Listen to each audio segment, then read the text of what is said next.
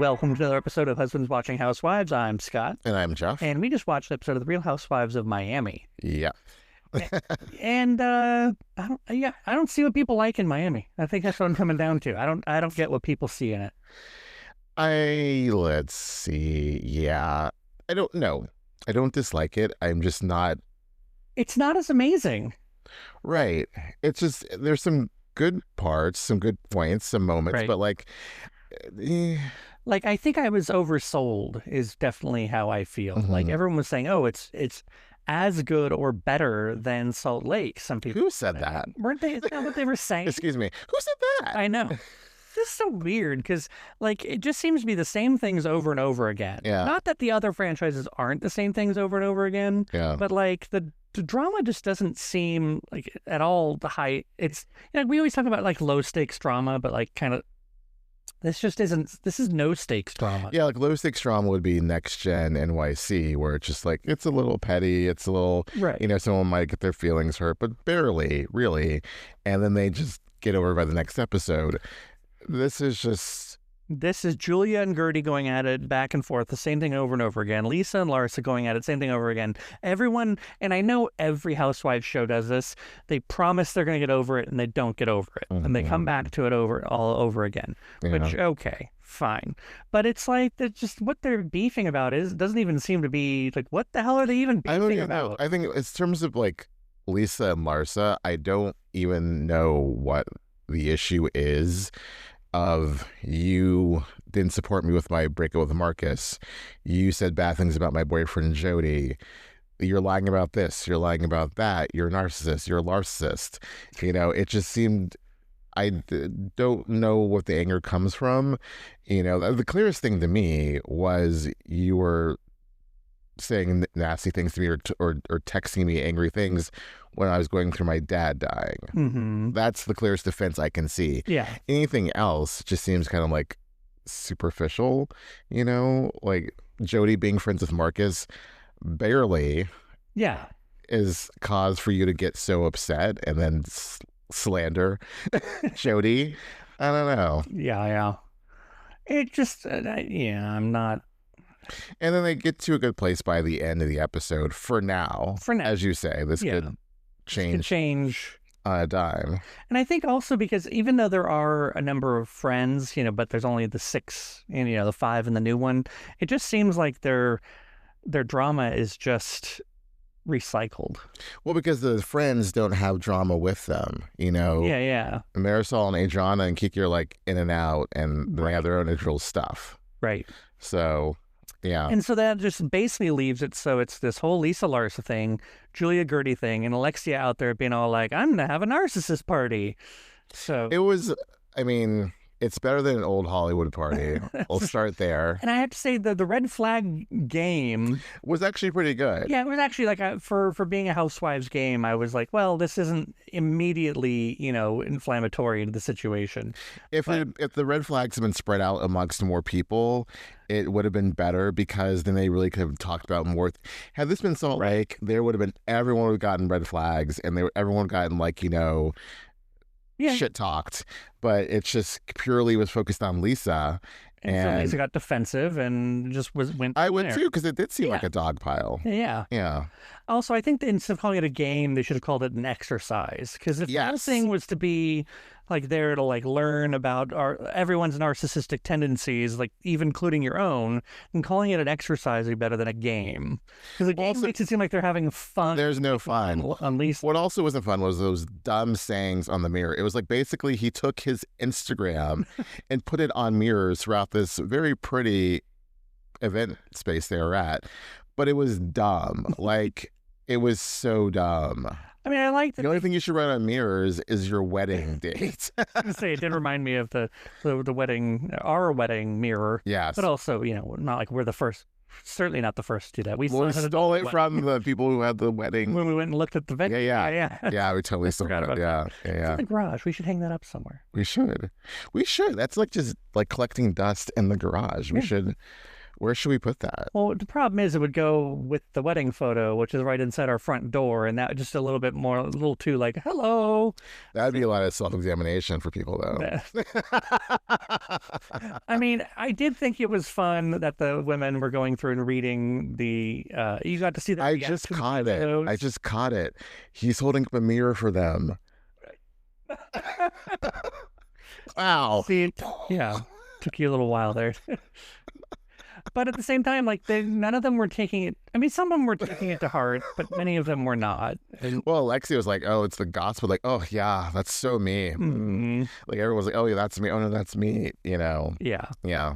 But I mean, that's the thing. I think it's the ones that were able to say, like, yeah, okay, we're all a little narcissistic. They understood the assignment, you know. I get it. Are you seriously not getting it? No, I didn't. I get it. I thought he just was putting up stuff on mirrors. I didn't get that it was self-reflection. It doesn't change the fact that it's still cheesy. It's still cheesy and dumb. Also, it was like lipstick on a mirror. Like yeah, it was lipstick. Yeah, or it might have been. It was some lipstick looking thing. It might have been like nail polish. What did we get? Like some. We had a white paint marker. Paint marker. Yeah, so it's probably some lipstick colored paint marker. Yeah. But that would be off-putting if we put that right on our entryway. Yeah, it'd be really weird. And I don't want to put it up here. Well, I guess we could.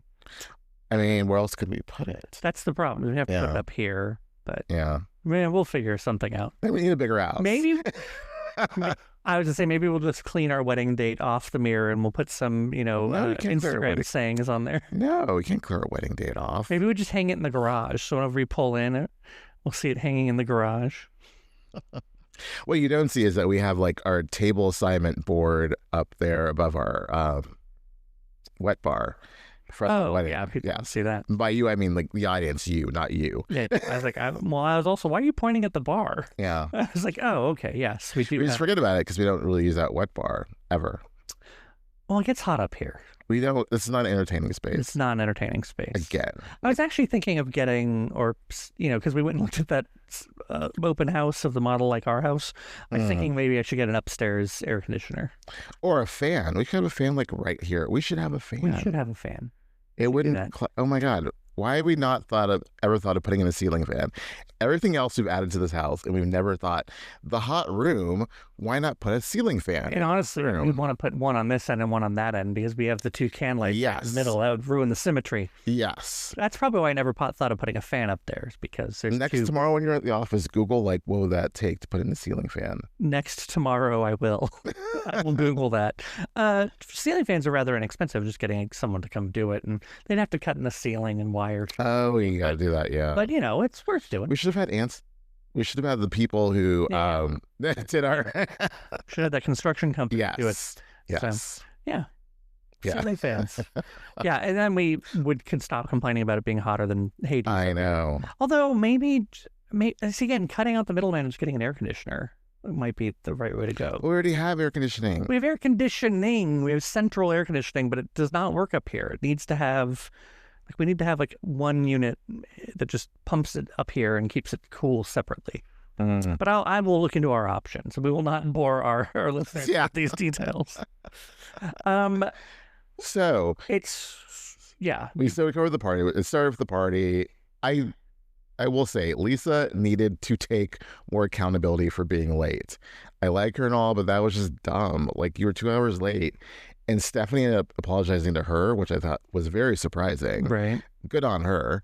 But there should have been more of an apology from Lisa. Just as at the end of the episode, she should have taken more accountability as opposed to saying, like, I'm sorry, I didn't know that you were feeling that way. Just say, I'm sorry for my behavior. Not like, you caused my behavior because you didn't tell me you were feeling a certain kind of way. Right. She really needs to work on her apologies. Even her interactions with Stephanie at that party where they were clearly trying to gloss things over and make nice. What you said towards the end is that they're really just all kind of vapid.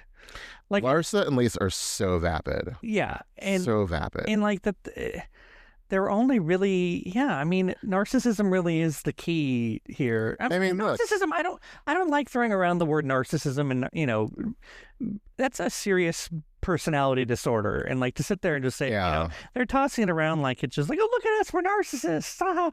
Like there's Jax Taylor, yeah, an obvious narcissist, and then there's just vapid housewives who are really self-obsessed. Well, I think it's all right to be self-obsessed to a point, especially when the way you make your money is, you know, by being pretty and posting photos on Instagram and endorsing, you know, and being on Housewives or on The Valley, whatever it is. That's fine to a point, like whatever. But I think it's good. It's one thing to be pretty, but it's like when you're so stuck on being pretty, the fact that Larsa, well, I'm sure Lisa does it too, is so any moment it's like, oh, let me pick up my phone, look at myself. I can't imagine that.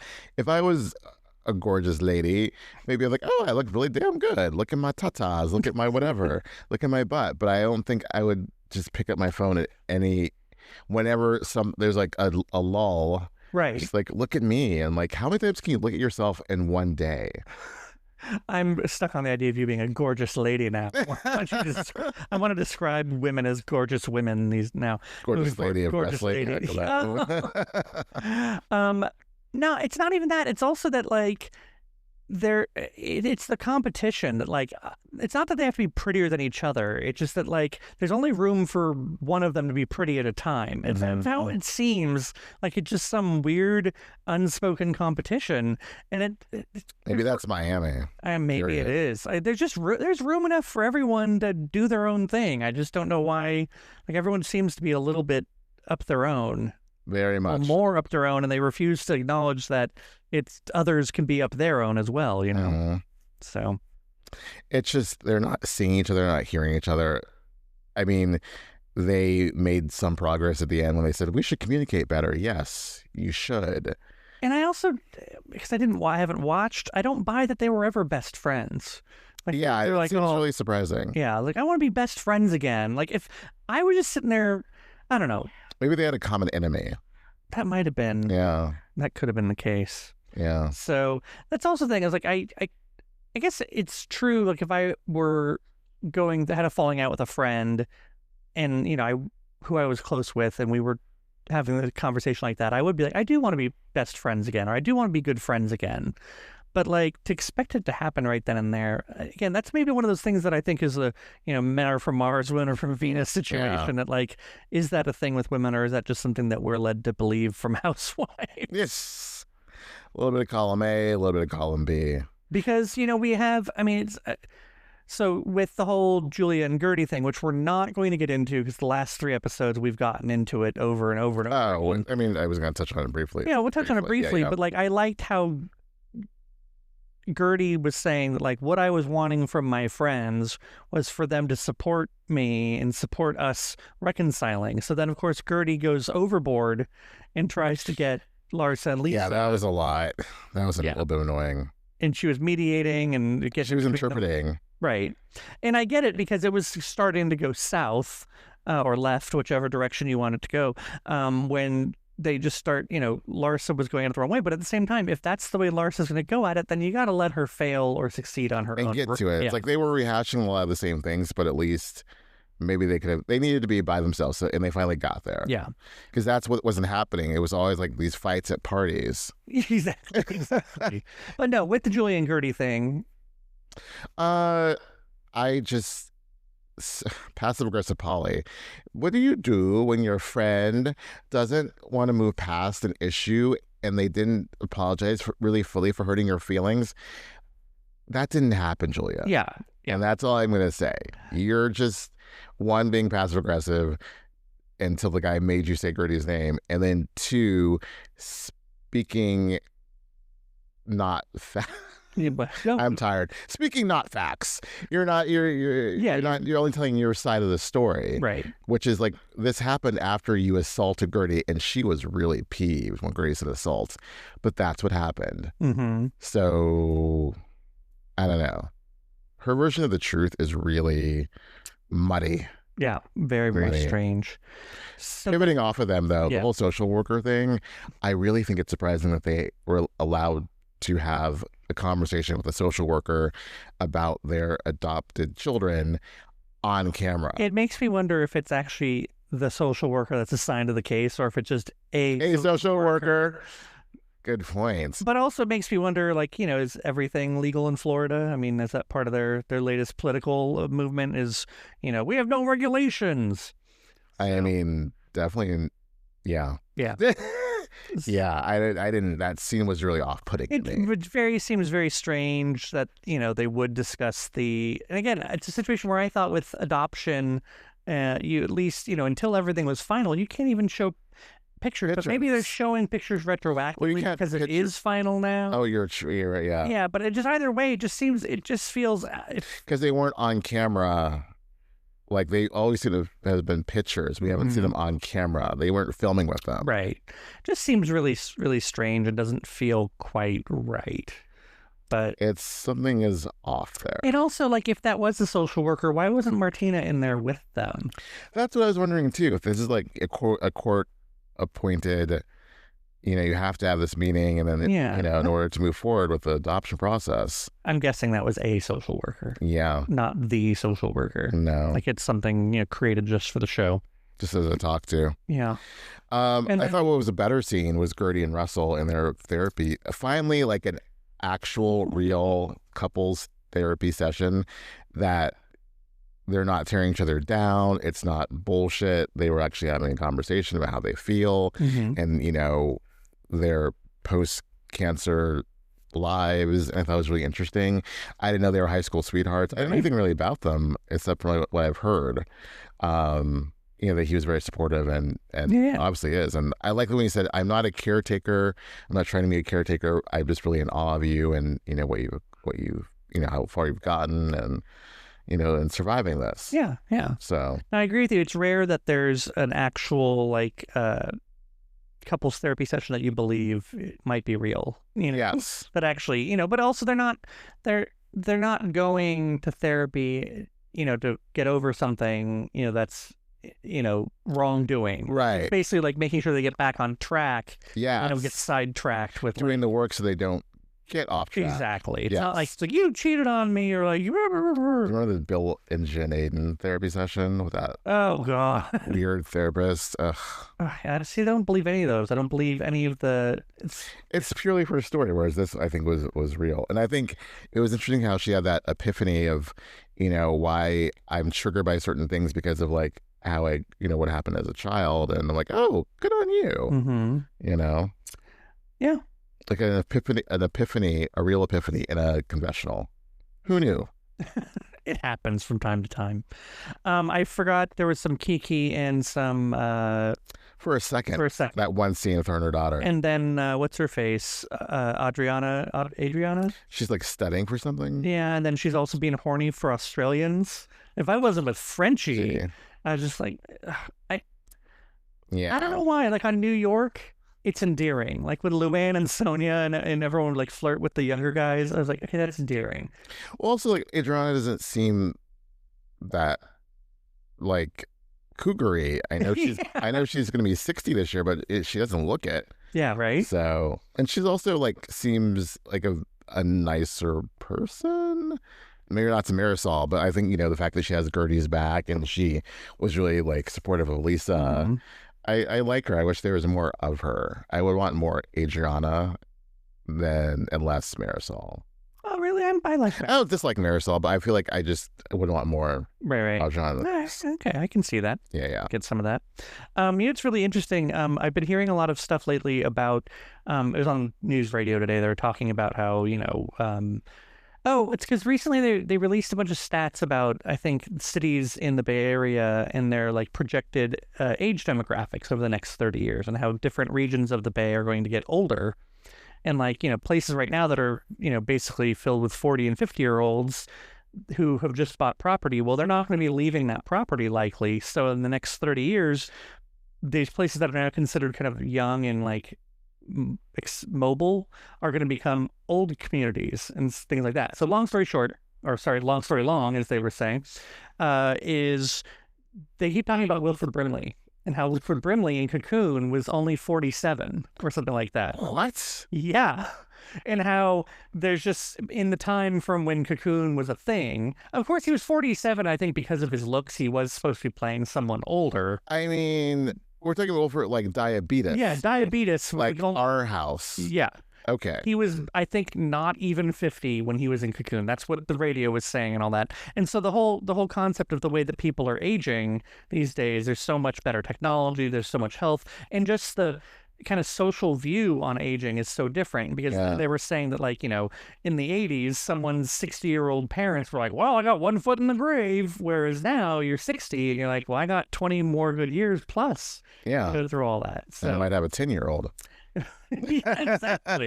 You know, people having kids later, all that stuff has led to a whole different change of what, you know, what you're supposed to be when you're 60. Right. So perception. It is definitely interesting. And is that a segue into Stephanie and her husband? Oh, I forgot that we didn't even talk about them. The fact that her husband is 2 years younger than her father. That is mind-blowing. I can't imagine. Yeah. Like if you were 84. Wait, no, my dad's 85. If you were 83, yeah, I just can't imagine. I just can't imagine. No. Yeah. No. It was a real trip with my ex. His mom is 2 years older than my oldest brother. So when when my mom would talk to her, it was always kind of like a daughterly sort of thing, but also at the same time, like, well, we're both parents sort of situation.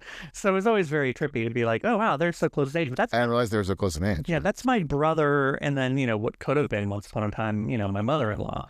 But that, you know, wasn't exactly the same thing as my mother. You know, if they were, you know, that'd just be weird. Well, I told you about Catherine Zeta-Jones, how her father and Michael Douglas were the same age roughly when they got married. I mean, it's sort of thing where, like, you know, age differences aren't as big of a thing when you're young. I mean, it's a big thing when you're younger, but like when you're both kind of in your middle age, it's not a huge deal. Yeah. Like, I guess when there's a 25-year difference, though, you're always kind of in a spot that is going to be a little awkward sooner rather than later. I feel like 10 is like a big difference, but like, you know, 25. Well, they say a generation starts at 12 years. And so that's where, like, if you're 12 years different, you're kind of on the cusp of like being in different generations. So like you kind of start to perceive things and you perceive time differently, you know, the way that world events, you know, gone by, all that stuff. So 12 would be weird, but so you double that and you're 24 years. Well, it's like, you know, with us, I think one thing, we relate on so many things because we're 2 years apart. Right. And we experience things, you know, the 90s, well, the 80s and 90s, whatever. In movies, like we just have a lot of the same points of reference, right? And you really don't have that when there's that much of an age difference. Yeah, I mean, I think about that as well. Like, I wonder if, you know, we didn't have the shorthand of being able to be like, oh, the 90s, you know, or the 2000s. Yeah. You know, we'd find other things to talk about and we'd have other things in common and, you know, we just wouldn't necessarily have those things in common. Mm-hmm. But because of that, we're able to kind of, you know, use that shorthand to keep talking about that. But there's like music that, you know, you've never heard and I've never heard that you listen to, blah, you know, etc. Right. But on a lot of things that we do. Oh, for sure. Yeah. For sure. I guess the whole point of that scene also is to say she's estranged from her sisters, as are her parents.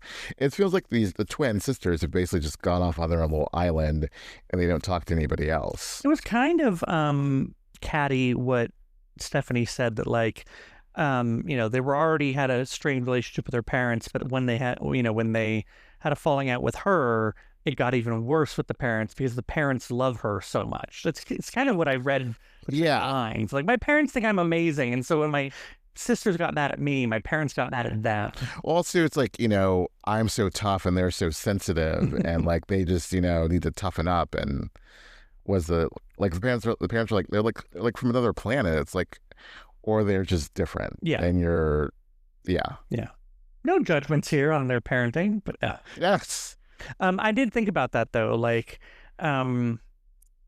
parenting, like telling a little kid not to cry or like don't cry.